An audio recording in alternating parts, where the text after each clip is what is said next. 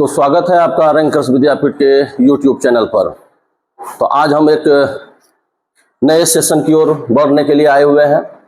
जैसा कि आप थंबनेल पर देख पा रहे होंगे कि राष्ट्रीय आय सह मेधा छात्रवृत्ति परीक्षा 2025-26, जिसको शॉर्ट में कहते हैं NMMSS, national means cum merit scholarship scheme.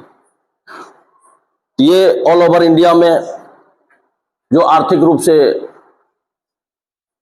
कमजोर अभिभावक बच्चे हैं और ST SC के जो बच्चे हैं, वो इस परीक्षा को दे के अपनी आर्थिक स्थिति को सुधार ला सकते हैं और अपने पढ़ाई को आगे रख सकते हैं। जैसा कि आप देख पा रहे हैं कि कक्षा 8वीं के छात्रों के लिए 48,000 छात्रवृत्ति पाने का सुनहरा मौका।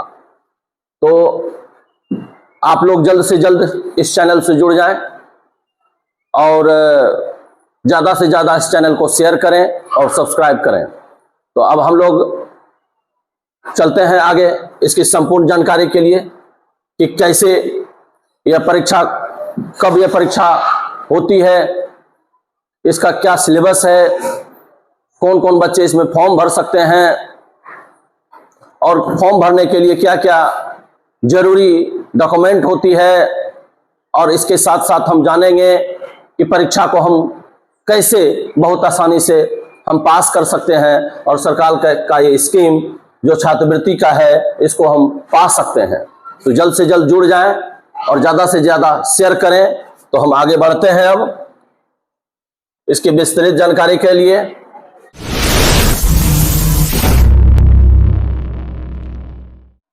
ये राष्ट्रीय शिक्षा शोध प्रशिक्षण परिषद बिहार के ऑफिशियल वेबसाइट का नोटिस है, जो कि पिछले वर्ष का ही है। हम इससे पूरी सही और जानकारी प्राप्त करेंगे।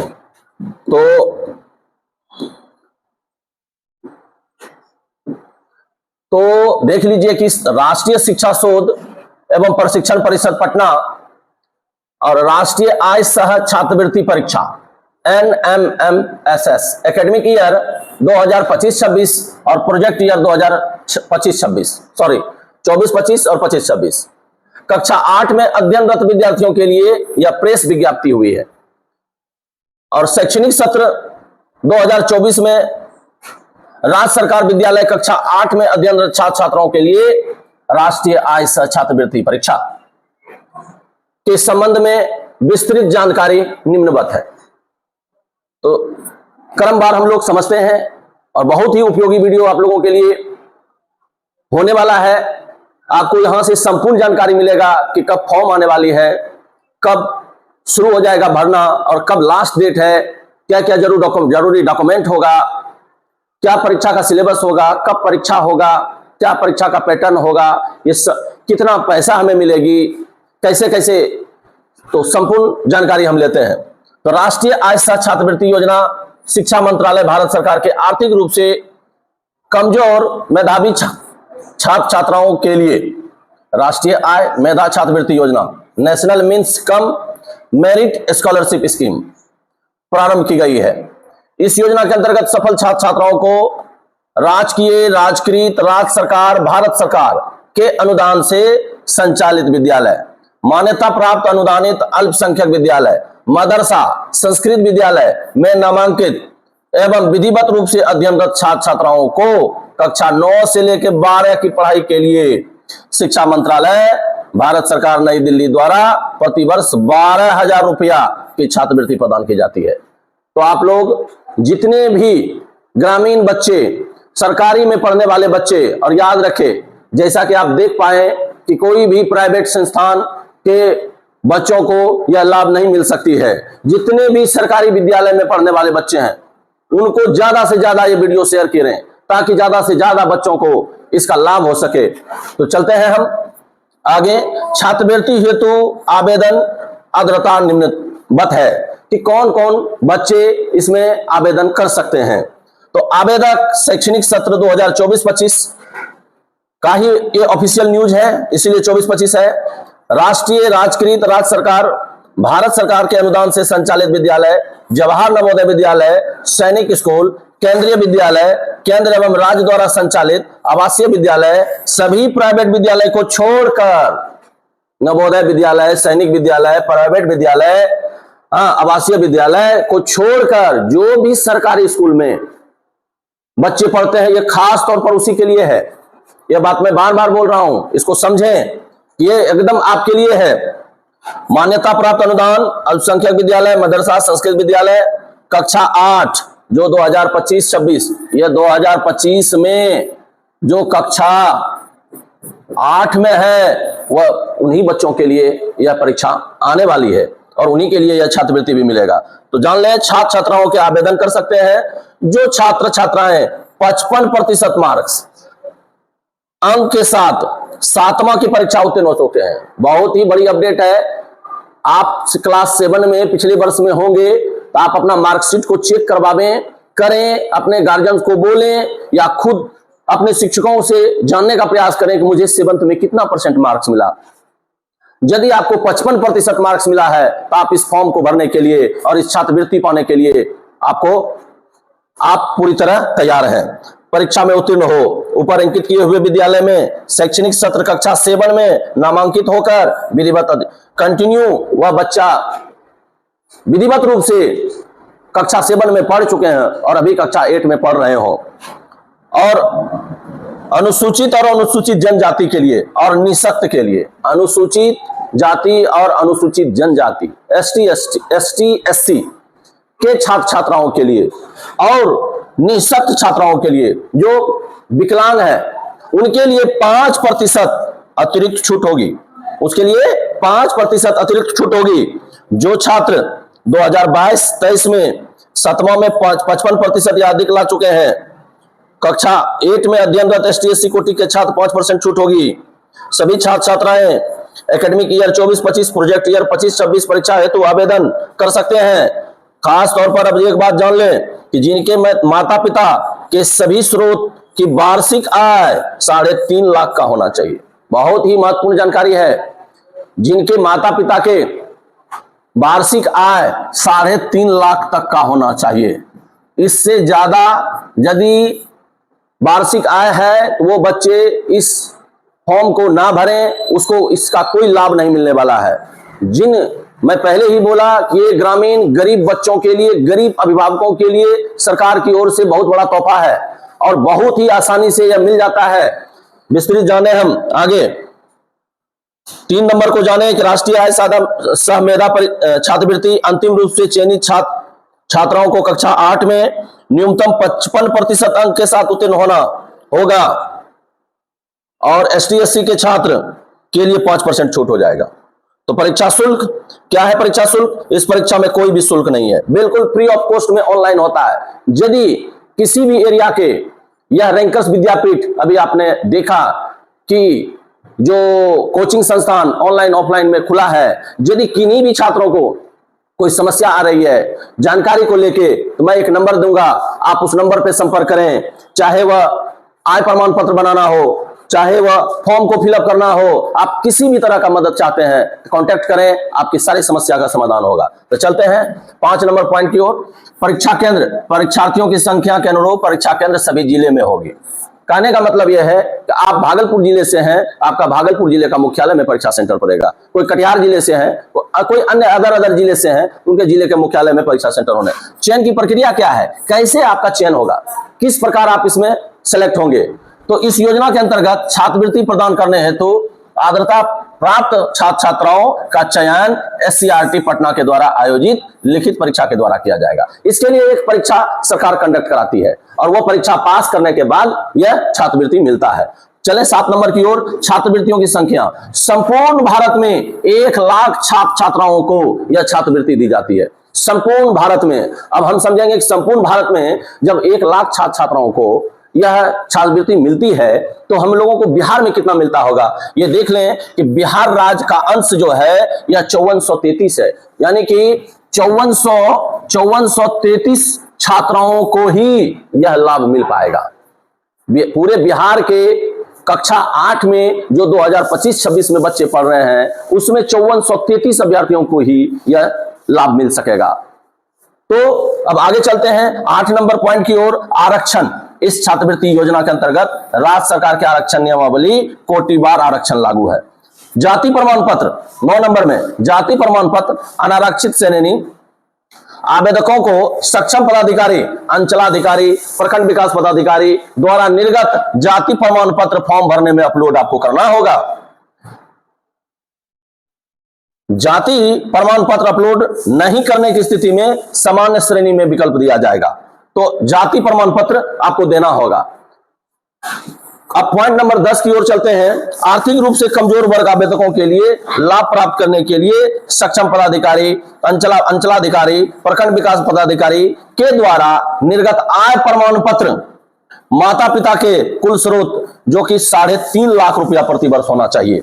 ये बहुत ही इंपॉर्टेंट बात है कि कौन बच्चे, कौन अभिभावक अपने बच्चों को इसका लाभ ले सकते हैं। जिन अभिभावकों का वार्षिक आय 3.5 लाख रुपया का आपको एक बनाना होगा, होना चाहिए। जाति प्रमाण पत्र लगा दें और आगे जाने कि आय प्रमाण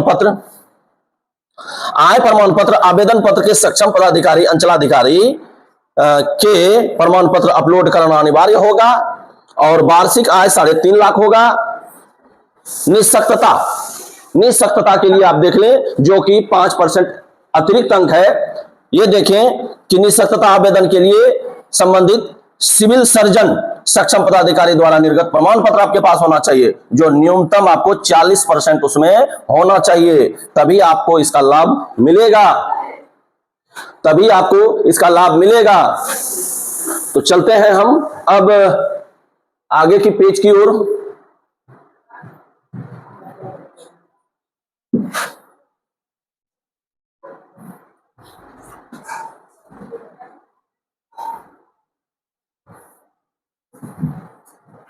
दूसरा पेज की ओर हम लोग जानेंगे कि अब इसमें और क्या जानकारी मिलने वाला है।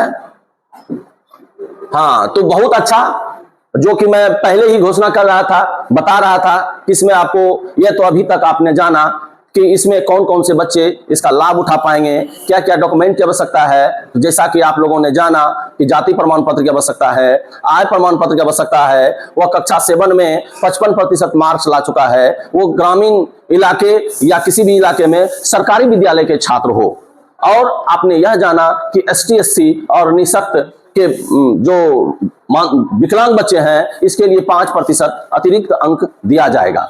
तो हम लोग अब जानते हैं कि राष्ट्रीय आय सह मेधा छात्रवृत्ति परीक्षा का स्वरूप क्या है, कैसे हम लोग इसमें उत्तीर्ण होंगे, कैसे बच्चे इसमें पास होंगे, क्या इसका सिलेबस है। तो हम जानते हैं विषय क्या क्या है। तो पहला विषय है मानसिक योग्यता परीक्षा, MAT, mental ability test, MAT, जो कि आपका कुल प्रश्नों की संख्या 90 होने वाली है और पूर्णांक भी 90 और 90 मिनट भी परीक्षा में मिलेगा। और निःशक्त और नेत्रहीन बच्चे जो है उनके लिए 120 मिनट होगा। और दूसरा परीक्षा एक और हो जाएगा शैक्षणिक योग्यता परीक्षा, सेट। तो आपने देखा कि मानसिक योग्यता परीक्षा में टोटल 90 रीजनिंग के प्रश्न, तर्क शक्ति के प्रश्न आएंगे और 90 मिनट ही उसके लिए टाइम मिलेगा।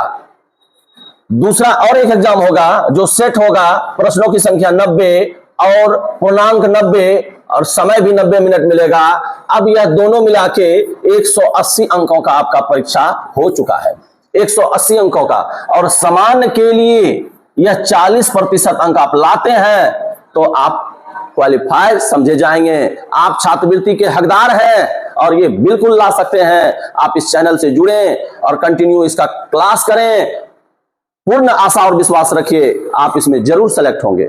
अब अगला देख रहे हैं अनुसूचित जाति, अनुसूचित जनजाति और निःशक्त बच्चों के लिए मात्र 32% अंक लाना है।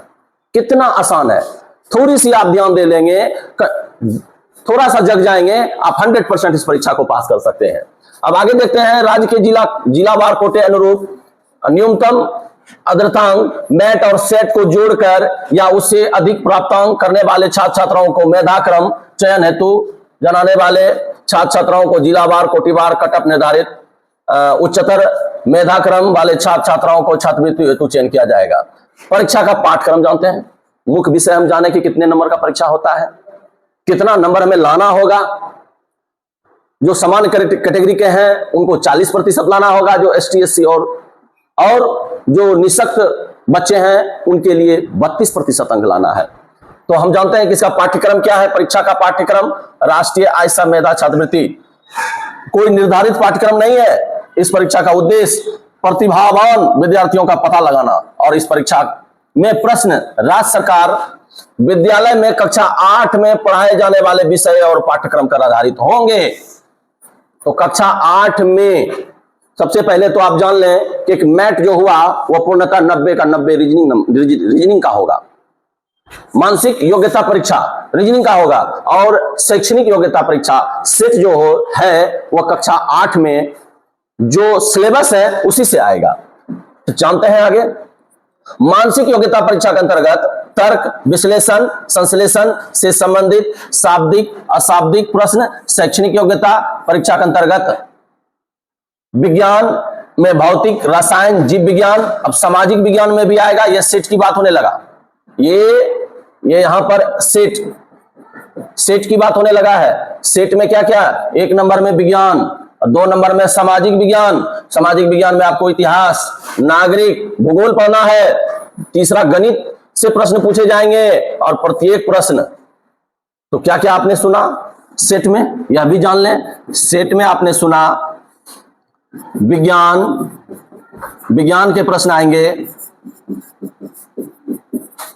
सामाजिक विज्ञान के प्रश्न आएंगे इसमें, और गणित के प्रश्न देखने को मिलेगा। तो सामाजिक विज्ञान के ही अंतर्गत में इतिहास, भूगोल, नागरिक शास्त्र आ जाएंगे, और विज्ञान के अंतर्गत में भौतिकी, रसायन और जीव विज्ञान आ जाएंगे। ठीक है। तो प्रत्येक में 1 अंक होगा। प्रत्येक प्रश्न वस्तुनिष्ठ प्रकार के बहुवैकल्पिक प्रणाली के अंतर्गत 4 ऑप्शन, 4 विकल्प होंगे, और प्रश्न पत्र हिंदी, अंग्रेजी दोनों भाषाओं में होगा। किसी भी प्रश्न विशेष पर दोनों भाषाओं में विवाद की स्थिति में अंग्रेजी को मान्य रखा जाएगा। ओएमआर सीट होगी, 2 पालियों में होगी। अब आइए विषय मानसिक योग्यता परीक्षा मैट प्रथम पाली में होगी, और ये पिछले साल का है। हम इतना ही जानकारी लें कि प्रथम पाली में होती है, और सेट दूसरे पाली में, यानी एक ही दिन में आपका दोनों एग्जाम कंडक्ट हो जाएगी।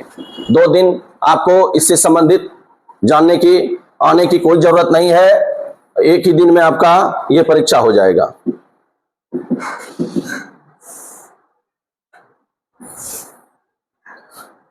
एक ही दिन में ये परीक्षा हो जाएगा।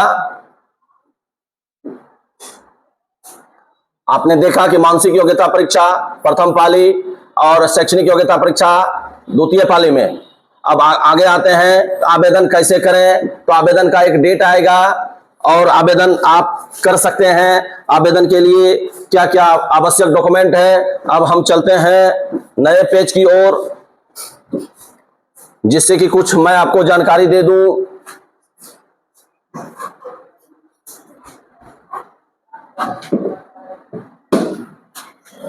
तो अभी आप लोगों ने जानकारी लिया NMMSS 2025-26 के बारे में।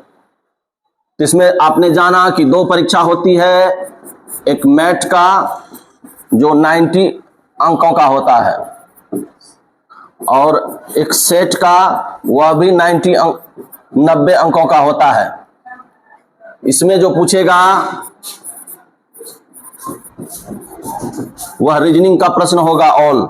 इसमें जो आएगा विज्ञान होगा, गणित होगा, और सामाजिक विज्ञान के प्रश्न इसमें आएंगे। अब ये कक्षा 8 के बच्चे फॉर्म भर सकते हैं और परीक्षा दे सकते हैं। याद रहे 2025 में जो भी बच्चा कक्षा 8 में है उनके लिए बहुत ही महत्वपूर्ण जानकारी है, और इस बात को ज्यादा से ज्यादा बच्चों को, अभिभावकों को शेयर करें, और इस चैनल को आप लोग सभी जो भी देख रहे हैं उनको एक बार सब्सक्राइब जरूर कर दें, ताकि समय समय पर इस प्रकार की और भी इंडिया में बहुत सारे छात्रवृत्ति परीक्षा होती है जिससे बच्चों को लाभ मिलता है। बहुत बच्चे जानकारी के अभाव में इसका फायदा नहीं ले पाते हैं। तो आप लोगों से यही कहना है कि ज्यादा से ज्यादा इस चैनल को सब्सक्राइब करें और वीडियो को शेयर करें और बेल आइकन को दबावें। तो आपने अभी जान लिया। अब आप लोग सभी कमेंट भी करें, क्या इसकी आपका नेक्स्ट आने वाला वीडियो आपका प्रॉपर सभी विषयों का अलग अलग शिक्षकों के द्वारा बहुत जल्द तैयारी शुरू हो जाने वाला है। तो आप लोग कमेंट करें कि आप लोगों को यह वीडियो कैसा लगा, और आप लोगों को इससे आप लोग यह भी कमेंट करें कि हम लोग बहुत इसको शेयर किए ताकि अधिक से अधिक इनका फायदा ग्रामीण बच्चे और आर्थिक रूप से कमजोर अभिभावकों को इसका लाभ हो सके। धन्यवाद आपको इस वीडियो को देखने के लिए।